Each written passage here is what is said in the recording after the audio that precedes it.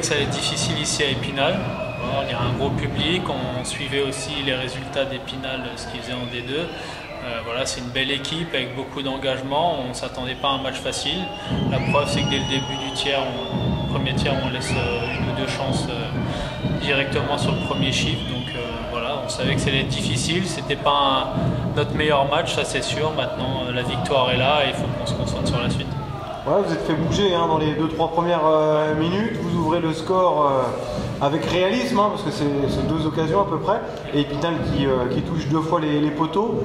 On s'en sort bien dans le premier tiers, c'est ce qui fait la différence entre une équipe de haut niveau et Épinal sur ce match-là. Non, ouais, voilà, on a eu collectivement, on n'était pas vraiment en place. Maintenant, on a eu la chance d'avoir 2-3 mouvements, 2-3 coups de chapeau un peu individuels qui nous ont permis de prendre l'avantage rapidement. Mais voilà, il ne faut pas qu'on se contente de ça. Demain, vendredi, on a un gros match à la maison. Il faut tout de suite qu'on se remette dans le bon style de jeu et récupérer de l'énergie pour faire une belle prestation. Bon, dans le deuxième et le troisième tiers, Mulhouse a mieux maîtrisé malgré cette infériorité numérique là, dans les dernières minutes.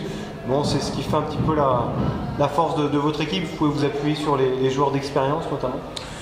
Oui, on a des joueurs d'expérience, ça c'est sûr. Après, on a eu surtout un bon gardien aussi dans la cage. Voilà, Olivier nous a vraiment tenu tout le match avec des arrêts vraiment clés et importants, avec un blanchissage à la fin. Voilà. On a eu des joueurs voilà, qui ont pu être présents et qui ont pu faire un match avec une bonne prestation. Maintenant, voilà, c'était pas notre meilleur match collectivement et puis on savait que ça pouvait être un match piège. On a réussi à pas tomber dedans. Maintenant, il faut qu'on passe tout de suite à autre chose. Alors, quel gros match vous attend vendredi? On joue Briançon. Briançon, voilà, on sait que c'est une équipe pareil qui a quelques difficultés là actuellement, mais il faut faire attention. Ça peut être aussi le type de match piège où il ne faut pas tomber dedans. Donc voilà, l'idée c'est de prendre les matchs l'un après l'autre en donnant son 100%, peu importe l'équipe adverse. Et voilà, on a la même philosophie en Coupe de France et pour l'instant c'est une identité qu'on arrive à tenir, que les gars tiennent et il faut qu'on garde ça. Comment ça se passe en Ligue Magnus cette saison? Comment tu qualifies le début de saison? C'était quand même un bon début de saison.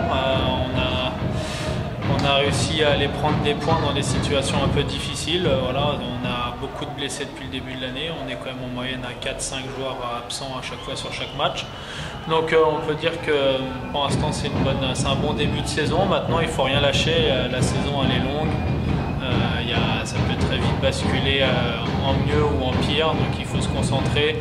Voilà, match après match, on a la chance d'avoir un groupe vraiment génial avec beaucoup d'envie, beaucoup d'enthousiasme, très professionnel. Donc voilà, un début de saison positif avec un groupe vraiment intéressant qui travaille. Est-ce que tu trouves qu'Épinal a un niveau D2, D1? Épinal, c'est sûr, c'est une belle équipe. Quand on voit l'équipe qu'il y a, les joueurs, les individualités, honnêtement ça fait chaud au cœur de voir des joueurs comme Yann Pleuch, Guillaume Chassard, Papelier, tous ces anciens qui ont mis les patins pour reprendre l'aventure en senior et puis aider le club. Moi je trouve que c'est vraiment bien.